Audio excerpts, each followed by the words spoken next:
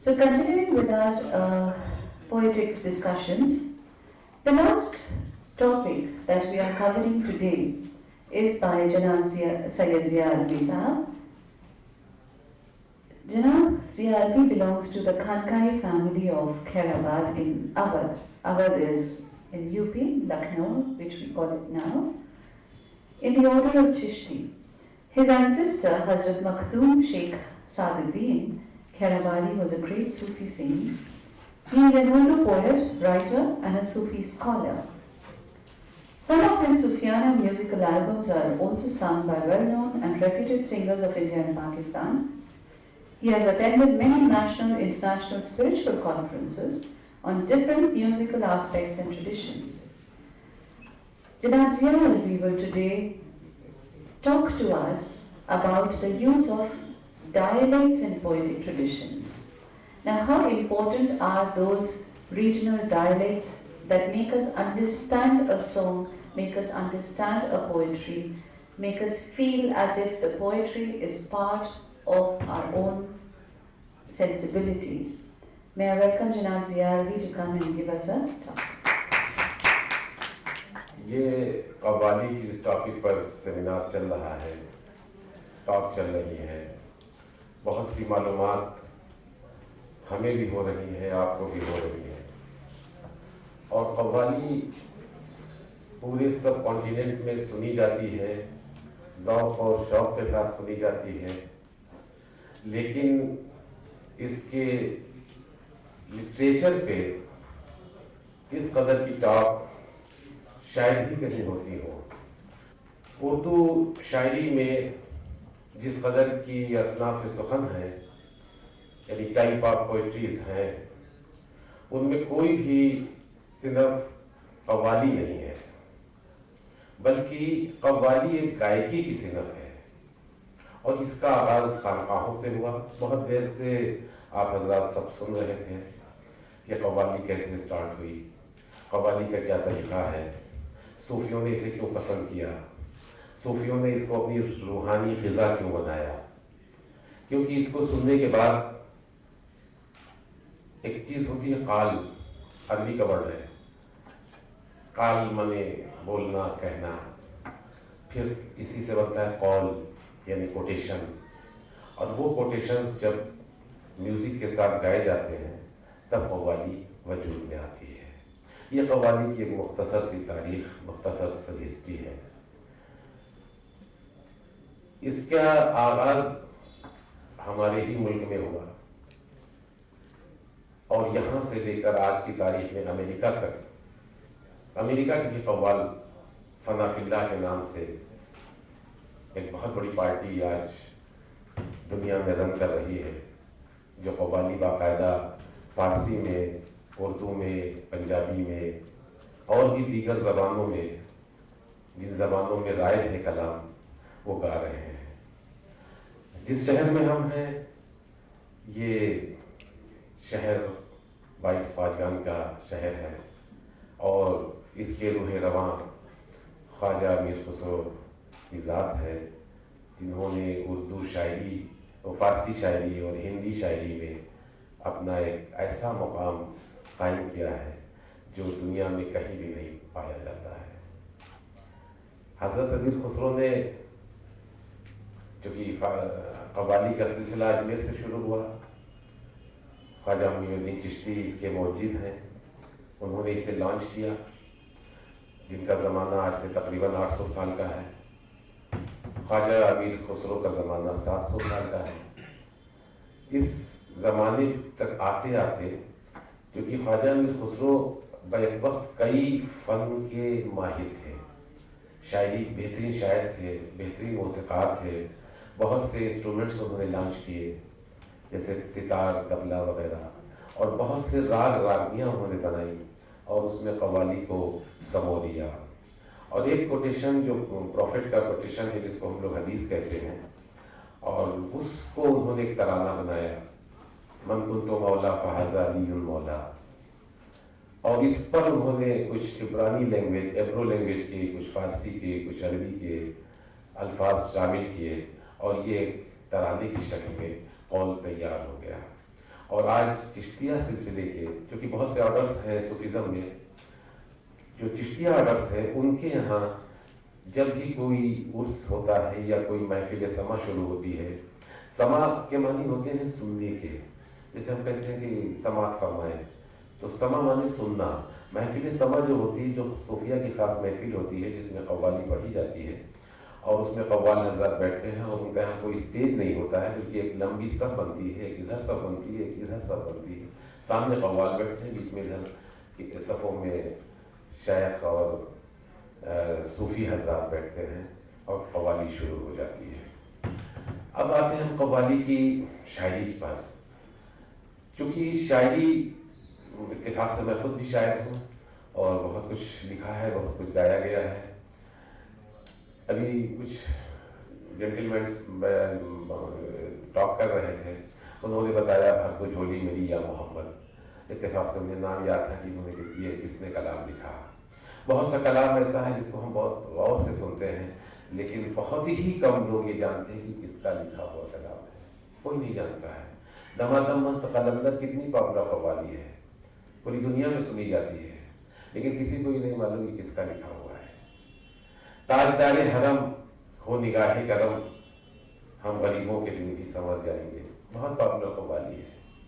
اور ایک چونکہ کافی لوگ چلے گئے، مختصر سے سامعین آپ لوگ ہیں اور آپ ہی لوگوں سے ہمیں بات کرنی ہے کہ اس میں یہ جو قوالی ہے تاجدار حرم، یہ خود ایک قوال کی لکھی ہوئی ہے اور بہت لمبی پرانی بات نہیں ہے۔ میں ان سے ملا ہوں، ان کا نام تھا پیام سہالوی۔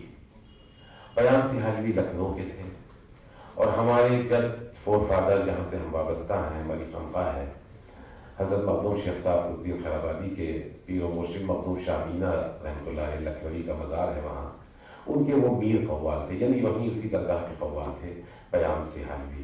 انہوں نے یہ نعت لکھی اور اس کو لکھنے کے بعد پھر یہ پاکستان میں غلام صابری نے گایا۔ غلام صابری نے جب گایا تو پوری دنیا میں تہلکہ مچ گیا، بہت پاپولر ہوئی یہ قوالی۔ اس کے بعد تمام قوالوں نے، گلوکاروں نے اسے گانا شروع کیا۔ پھر اس وقت بلٹس پیپر ایک بامبے سے نکلتا ہے، اس کے اردو ایڈیشن میں اس کے متعلق بہت سی معلومات نکلی اور بتایا گیا کہ صاحب یہ کلام پیام سہالوی کا ہے۔ اسی طرح سے قوالی اور ہے، آپ حضرات نے سنی ہوگی، بہت مشہور ہے، سب مکاں سے طلب ہوئی، غلام صابری نے گائی۔ اب اس میں جو 4 مصرے ہیں عربی کے، بلغ الغلاب کمالہ کشف الدجی بجمالہ حسنت جمیع خصالہ صلو علیہ وآلہ۔ ان 4 مصروں پر ایک تضمین کہی گئی ہے۔ تضمین بھی ایک ٹائپ آف پوئٹری، صنف سخن ہے۔ یہ وہ صنف سخن ہے کہ جب کسی کلام کے ہڈن سبجیکٹ کو، مخفی مضمون کو، اس کی وضاحت کے ساتھ جب بیان کیا جائے تو اس کو تضمین کہتے ہیں۔ اب اس کے پہلے مصرے میرے دادا استاد کے ہیں جو پاکستان پہنچ کے دوسروں کے نام سے گائے گئے۔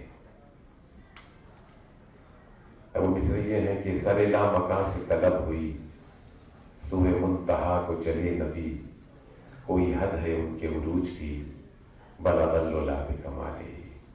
کوئی نہیں جانتا ہے کہ اس پہ لکھا ہوا کلام ہے۔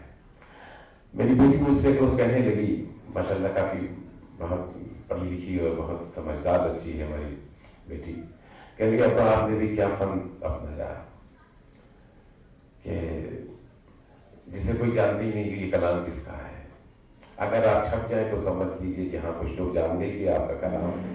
اگر آپ کا کلام کسی البم میں گیا اور آپ کا نام گیا تو لوگ سمجھ جائیں گے کہ یہ کلام کس کا۔ آج کے دور میں تو بہت سی چیزیں ہیں، کاپی رائٹس وغیرہ آ چکے ہیں، باقاعدہ رجسٹریشنس ہیں جس سے شاعر کا نام وجود میں آ جاتا ہے، ورنہ شاعر کا نام بہت مشکلوں سے وجود میں آتا ہے۔ اور شاعر کو کیا چاہیے، شاعر تو بیچارہ پیسے بھی نہیں پا پاتا ہے۔ وہ بتا رہے تھے ابھی کہ کچھ پیمنٹ لے کر کے لکھتے ہیں، مجھے تو کوئی ملا نہیں آج تک جو پیمنٹ دے کر کے مجھے اس سے لکھواتا۔ خیر، میں یہ بات عرض کر رہا تھا کہ جو شاعر ہوتے ہیں ان کے لیے ایک لکھنؤ کے ایک شاعر میں ہیں، داغ دہلی کے دور کے امیر مینائی۔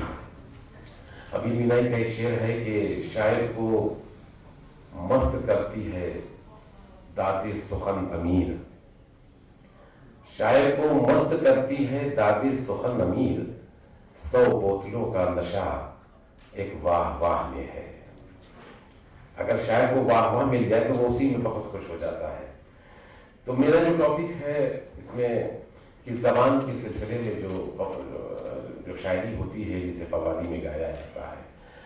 ज़बान हिंदुस्तान एक ऐसा मुल्क है जिसमें ज़बानों की बेपनाह ज़बानें हैं, और कुछ तो ऐसी रिकग्नाइज ज़बानें हैं जिनको 14 ज़बानों की फहरिस्त में शुमार किया गया, कुछ इलाकाई ज़बानें हैं जिनकी अपनी कोई स्क्रिप्ट नहीं होती है। लेकिन हमारे जो बुज़ुर्ग अकाबरीन सूफ़ी शोरा हुए हैं और शायर हुए हैं, उन्होंने ज़बान पे बहुत काम किया। इस सिलसिले में भी पहला काम इसी दिल्ली शहर से ख्वाजा मीर खुसरो ने किया। मशहूर ज़माना गज़ल उनकी, जिसको उन्होंने फ़ारसी और हिंदी में सबसे पहले कहा, बहुत मशहूर गज़ल है। 700 साल से हर कव्वाल ने गाई, हर गुलकार ने गाई। ज़िहाल मिस्कीन मकुन तगाफुल दुराए नैना बनाए पतियाँ, किताब हिजरा न तार में जाँ न दीह काहे लगाए छतियाँ। शबान हिजरा दराज जो जुल्फ के रोज़े वसलत चे उम्र कोताह, सखी पिया को जो मैं न देखूं तो कैसे काटूं अंधेरी रतियाँ। अब ये पहली गज़ल, इसको अहले उर्दू ज़बान वालों ने भी इसको उर्दू की पहली गज़ल तस्लीम की है, क्योंकि इसमें फ़ारसी भी है और हिंदी भी है। ये ज़बान का सिलसिला जब आगे बढ़ा तो एक शख्सियत ने एक ऐसा एक्सपेरिमेंट किया जो ज़बानों के दफ्तर में मेरे मुताले के मुताबिक, मेरी मालूमात के मुताबिक अभी तक मुझको नहीं मिली है। वो नाम है एक बरेली शहर, वहाँ पर मौलाना अहमद रज़ा खां साहब का है। उन्होंने 1 नहीं, 2 नहीं, 3 नहीं, 4 ज़बानों का एक्सपेरिमेंट किया। एक ही गज़ल में 4 ज़बानें, एक ही कलाम में 4 ज़बानें, और वो नाम है। वो कहते हैं कि लम्याती नज़ीर कफ़ी नज़रिन मिसले तो नशुद पैदा जाना, जगराज को ताज तोरी सरसो है, तुझको तो शहे तो सरा जाना। लम्यात नज़ीर कफ़ी नज़रिन अरबी, मिसले तो नशुद पैदा जाना फारसी, जगराज को ताज तोरी सरसो है हिंदी, तुझको शहे तो सरा जाना उर्दू। ये 4 टुकड़े, और हर टुकड़ा एक मुख्तलिफ ज़बान का। एक शेर में कोई कह ले, लेकिन मुकम्मल 11 अशार में, 11 शेरों में यही सिलसिला बदस्तूर कायम किया है। और कहते हैं कि अल-बहर वला वल मौज तगा मन बेकसो तूफान होश रुबा, मझधार में हो बिगड़ी है हवा मोरी नैया पार लगा जाना। अल-बहर वला वल मौज तगा अरबी, मन बेकसो तूफान होश रुबा फारसी, मझधार में हो बिगड़ी है हवा हिंदी, मेरी नैया पार लगा जाना उर्दू। ये पूरे अशार, पूरी नात उन्होंने 4 ज़बानों में गई। अब ये सिलसिला चला, और जब कलमकार होते हैं, फिक्र वाले लोग होते हैं, लेइम होते हैं, शायर होते हैं, ये लोग एक्सपेरिमेंट पर एक्सपेरिमेंट करते रहते हैं। हर जगह, हर फील्ड में ऐसा होता है। ये कलाम जब हमारे वतन खैराबाद पहुंचा तो वहाँ एक शायरा,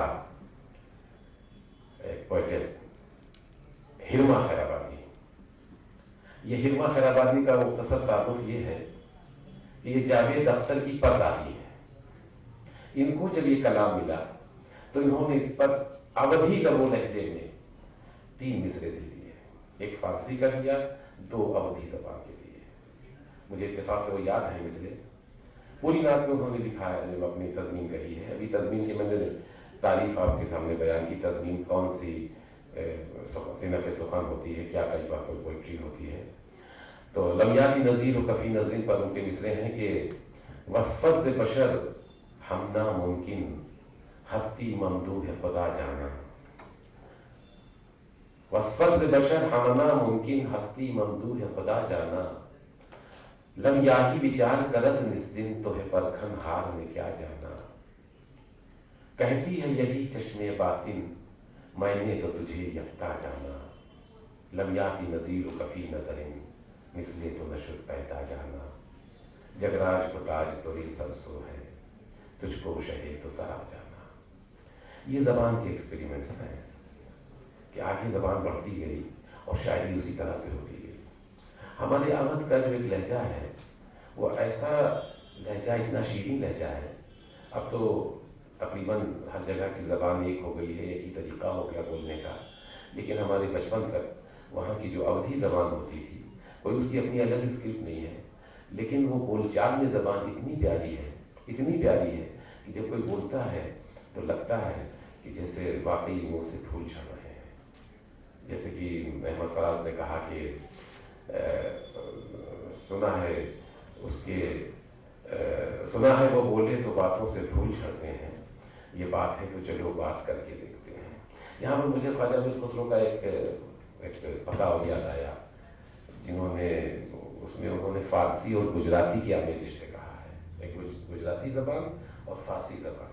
اس دوران گجرات کے سفر کے دوران ان کو ایک بہت ہی پیارا بچہ ملا جس کے شکل پہ چہرے پہ اس کو انہوں نے جو نور دیکھا اور جو ایک اپنی عقیدت جو انہوں نے پیش کی, تو اس بچے پہ انہوں نے ایک پتہ کہا اور ہندو بچہ تھا اور انہوں نے اس کی وضاحت کے ساتھ میں بیان کیا کہ ہندو میں بچہ بھی کہ عجب حسن دھارے ہے, ہندو میں بچہ بھی کہ عجب حسن دھارے ہے, بر وقت سخن گفتن مکھ پھول جھرے ہے.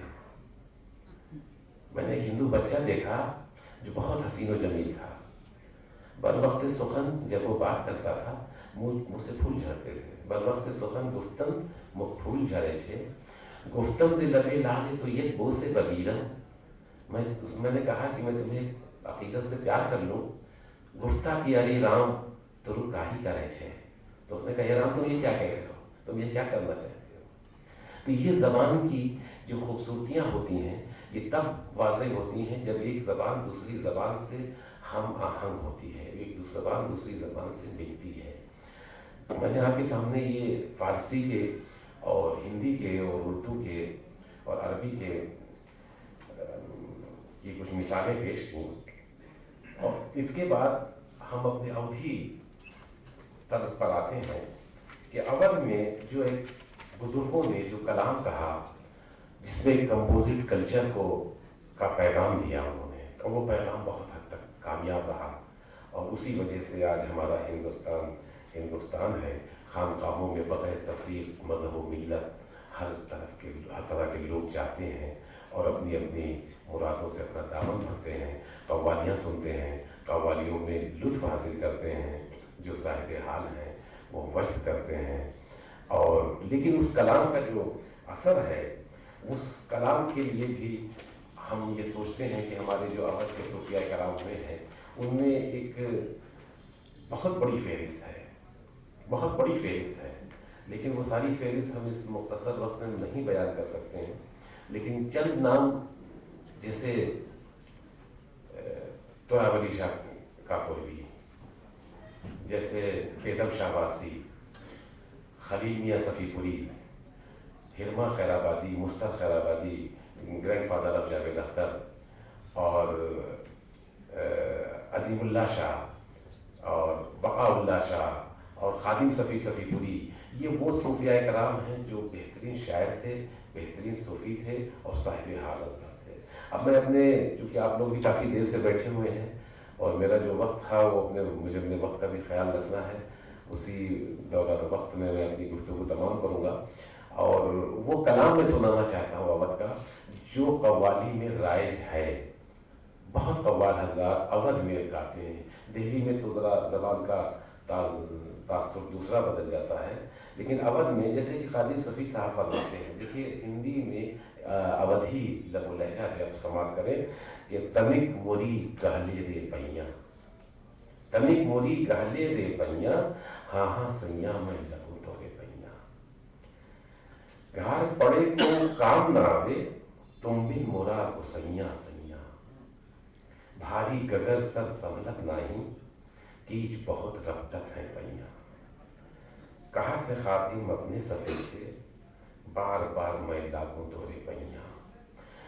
صوفیانہ شاعری کے حوالے سے صوفیانہ گائکی اور صوفیانہ شاعری عام طور پہ انسان جب سنتا ہے تو اس کے ذہن میں ایک یہ خیال آتا ہے کہ جب ہم صوفیانہ وہ کلام ہوتا ہے جس میں مولا، رب، کرم، آسرا ایسے جب الفاظ آئیں تبھی وہ صوفیانہ شاعری ہوگی. ایسا نہیں ہے. جب محبوب کا ذکر ہو اور محبوبیت کی انتہا پہ ذکر ہو، وہ وصل میں ہو، ہجر میں ہو، شکوے میں ہو، نوازش پہ ہو، کرم پہ ہو، جہاں جہاں وہ محبوب کی محبوبیت کی انتہا کا ذکر ہوتا ہے وہاں وہاں پر صوفیانہ کلام کا آغاز ہو جایا کرتا ہے. کیونکہ صوفی جو ہے وہ اس کا ایک محبوب ہوتا ہے اور محبوب کا مرتبہ عاشق سے ہزارہ گنا بڑا ہوتا ہے. عاشق خادم ہوتا ہے، محبوب رب ہوتا ہے. اور محبوب جب وہ مجازی ہو، ضروری نہیں کہ ہم حقیقی محبوب کو ہی، حقیقت تک پہنچنے میں تو عمریں گزر جاتی ہیں اور کوئی حقیقت کا شائبہ بھی نہیں کر پاتا کہ حقیقت ہے کہاں. چاروں طرف انسان ڈھونڈتا ہے کہ حقیقت کہاں ہے، لیکن حقیقت تو یہ ہے کہ وجود کے اندر ہی حقیقت ہوتی ہے اور اپنے ہی وجود میں انسان کو تلاش کرنا پڑتا ہے کہ ہمارے ہی وجود میں اس کی ذات چھپی ہوئی ہے.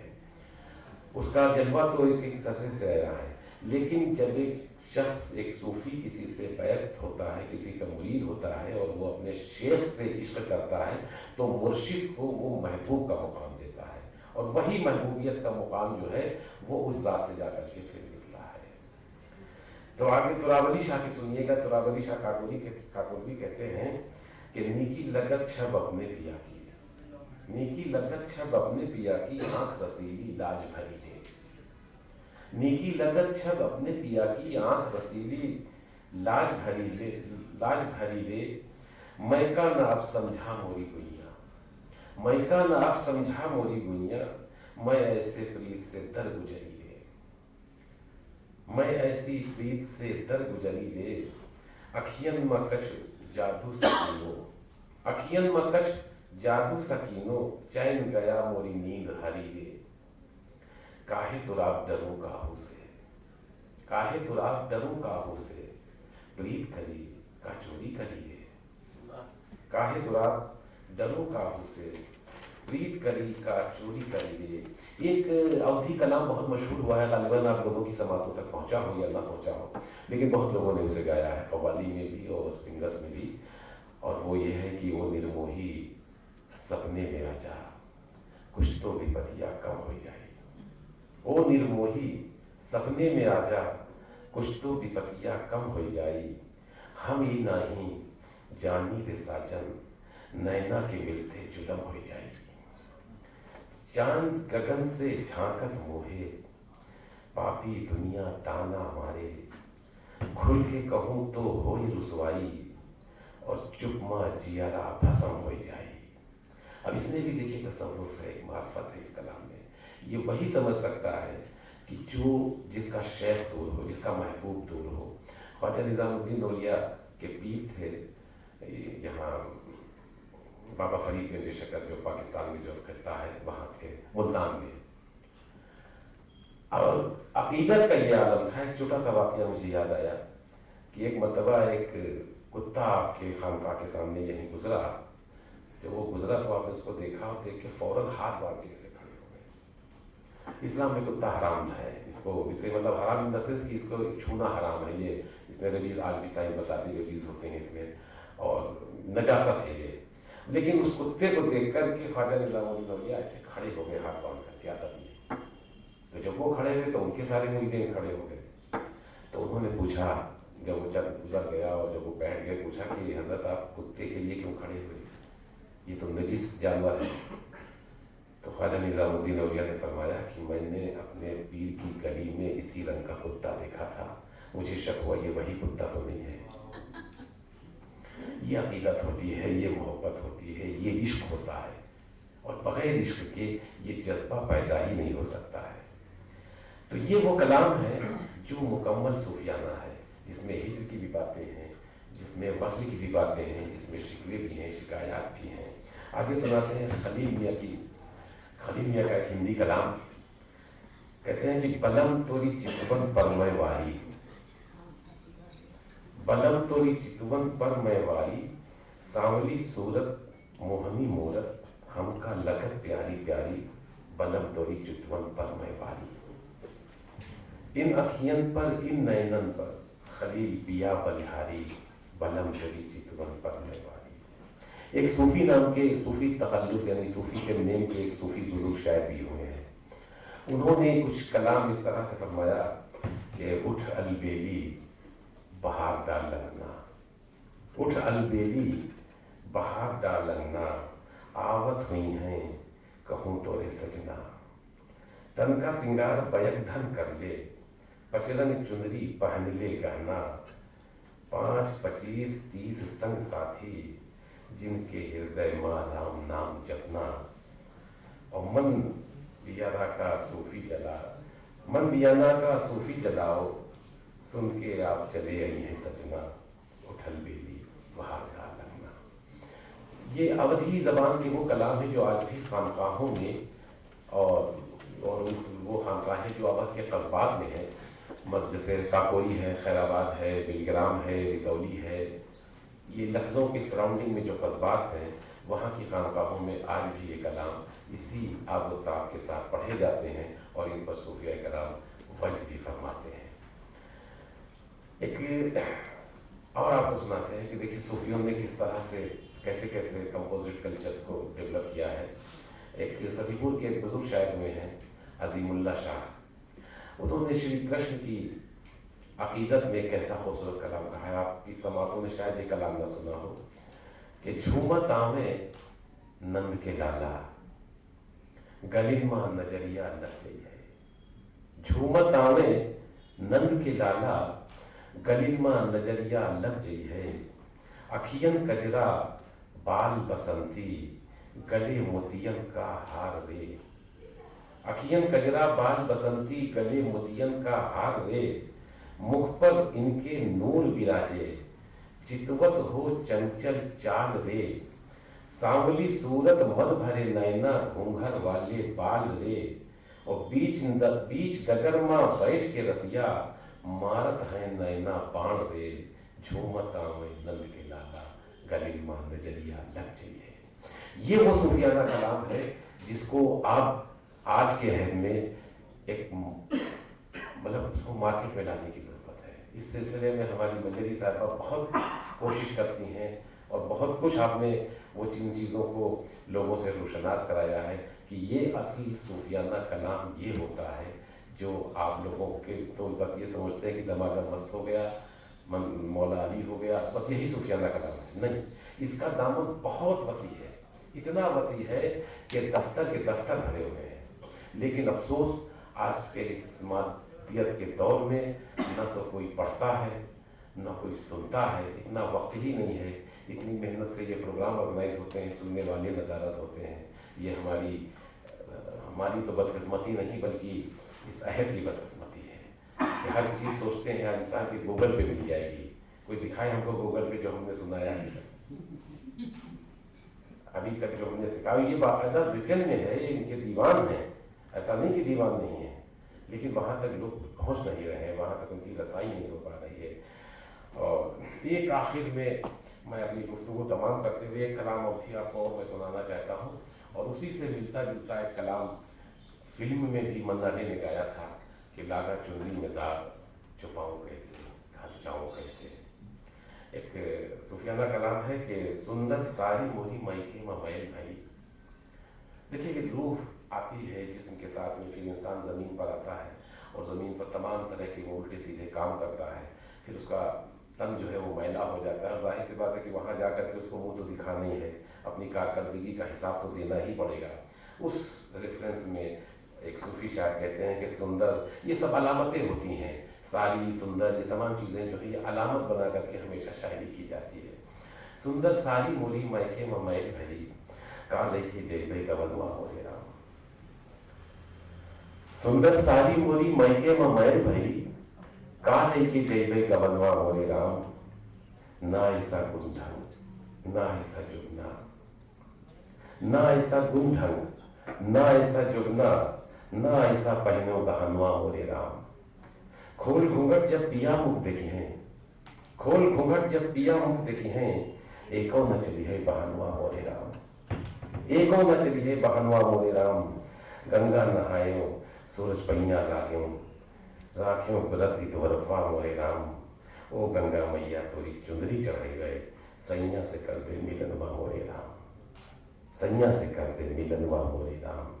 ये तमाम कलाम जो है, इसमें मैंने आपसे जो मुझे जो टॉपिक दिया गया था उसको हमने तमाम ज़बानें जहाँ तक मेरी मालूमात है, अरबी, फ़ारसी, हिंदी, उर्दू और अवधी, इन सब का कलाम समझने की कोशिश की और वो कलाम आप तक पहुँचाने की कोशिश की कि जो जिस कलाम में कव्वालियाँ गाई जाती हैं, कव्वाली की किसी ज़बान में अपनी कोई सिनफ नहीं है, जो कलाम कव्वाली में गा दिया जाए वो कव्वाली बन जाता है। कव्वाली की भी तारीख आपको बता दी कि कव्वाली है क्या चीज़, कौल, काल, कौल, कव्वाली, और इसको पढ़ने वाले कव्वाल बन जाते हैं। फिर ये जब इन्होंने शुरू किया, पेशा हमेशा ज़ात बन जाता है, कोई भी पेशा हो, दर्जी पीरी करने लगे तो दर्जी बन गए, बारबरी करने लगे बारबर बन गए, तो इस तरह से पेशा जो है वो फिर ज़ात बन जाता है। इसी तरह से कव्वालों की एक ज़ात बन गई और ये ख़ानदान के ख़ानदान हिंदुस्तान में, पाकिस्तान में, अफगानिस्तान में और दुनिया के तमाम जगहों पर ये आबाद हुए और खानकाहों से इनकी हमेशा वाबस्तगी रही और इनकी भी ज़रिए माश हम शायरों ही जैसी होती है, बेचारों को कुछ मिल गया तो मिल गया। इसके लिए भी हमारी मंजरी चतुर्वेदी साहिब मुबारकबाद हैं कि ये बेहद काम इस सिलसिले में कर रही हैं। अल्लाह इनके जज्बे को सलामत रखे और इनकी मेहनतों में और इजाफा करे। इन्हीं अल्फाज के साथ मैं अपनी गुफ्तगू तमाम करता हूँ। बहुत बहुत शुक्रिया। With this, we end the seminar today. We've studied, I guess, only probably 5% of the poetic traditions in India. There's so much more to know. And as Janab Sayyid Zia Alvi mentioned, that only one region of Awadh itself just encompasses so much of poetic traditions there, which if researched, documented, are a huge treasure in itself. So imagine if this is only one side, then we talk about different other regions of India and there we have so much more to do. So the work is never ending. जैसा कि जिया साहब ने कहा कि आज the lack of audience, Zia Sahab, that doesn't deter us. I have always maintained in these 4 editions of seminar that the content is the most important thing. I only work hard towards the content because audience will multiply. Today there are 20 people who have seen, but once we webcast it, there are 50,000 people who will see this and will gain information out of this. So that is not a deterrent. The fact is that so much content today that we had from 10 o'clock till 5 o'clock here is otherwise impossible to achieve. We've had discussion on Punjabi traditions with Vikramjit Singh Ruprai and Janab Ranjan Ali, the Qawwal who came from Amritsar. We had Professor Balram Shukla talking about the Persian, Hindavi, and also a reference to the shrine in Kapuri, which even Zia Sahab mentioned. Then we had a film on Kashmir by M.K. Rainaji, which actually brought us much closer to thinking that there are a lot of traditions which are actually lost in our lifetime only. We don't have to wait for our future generations.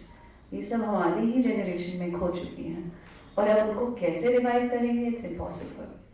We had that film. After that, we had a wonderful session of talk with Professor Danish Iqbal, wherein he explained about the poetic content and also the fact that Tughlaqabad remains barren till date. I think there are a lot of people who go to Red Fort or even to Nizamuddin Dargah way much more than whoever visits Tughlaqabad, so it still remains a barren fort.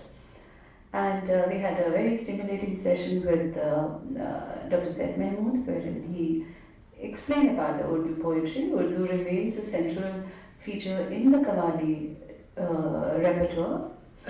And as a special tribute we acknowledge we acknowledged Ustad Miraj Nizami Sahab. He died when he was 94, I think. And he spent 80 years of his life just singing Qawwali. Now these are the people who have kept Qawwali alive for us and the future generations to come. These are the people who are the hallmarks of this tradition. And then subsequently, Janab Zia Sahab, who has always been a great supporter and is a wealth of knowledge on the poetic traditions, especially as far as Awadh is concerned. My thanks to all of you who've been here since morning. That is a big support to us. I would like more and more students to come in today. I was very happy that in the morning sessions we had students from Sardar Patel Vidyalaya who had come in to join these sessions, because it's the future generation that needs to know these wonderful traditions. As part of my own commitment to Qawwali, I had dreamt of 5 editions of seminars. I have reached the 4th edition today, and I hope to reach the 5th edition next year and compile a complete documentation of what all has been said. One student today said that we cannot find a single place where we can find information to read about these traditions. And I was surprised that that's so true, because you have to go through 100 books and find a little here, a little here, a little here, and people get lost. Somewhere, unfortunately, if I may say, there's only one book on Qawwali till date by Regina Qureshi, which was written almost 25 years back. After that, there's been no publication dedicated to Qawwali. So maybe we need more and more publications like this for the students to comprehend a certain intangible tradition. Thank you so much for being here, and my grateful thanks to all the speakers for sharing their knowledge, which is absolutely invaluable, and like Zia Sahab said, is not available on Google, and hence it's priceless. Thank you so much. Thank you.